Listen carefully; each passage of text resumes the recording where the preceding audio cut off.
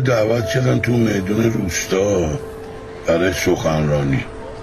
بهلول گفت من 100 تا سکه میگیرم میام سخنرانی میکنم.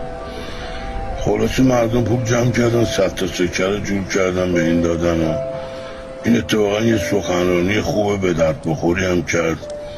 بعد که از منبر اومد پایین گفت بیاین پولاتون رو بگیرید. همه تعجب کردن چرا گرفتی که الان میخوای پس بدی؟ گفت آدمی که پول تو جیبش باشه خیلی قشنگ صحبت میکنه. شما هم که پول دادین خوب گوش میکنی. میدونی چیه؟ فرقی نمیکنه وقتت، محبتت، مالت. هیچ موقع ارزون روونه کسی نکن. یه قصابی که گوشت ارزون بده همه میگن یا گوشت اولاغه یا گوشت سگه. اینه که آدم ها قدر چیزای ارزون رو نمیدونم. اگرم زیاد براشون کار مجانی انجام بدی فکر میکنم وظیفته.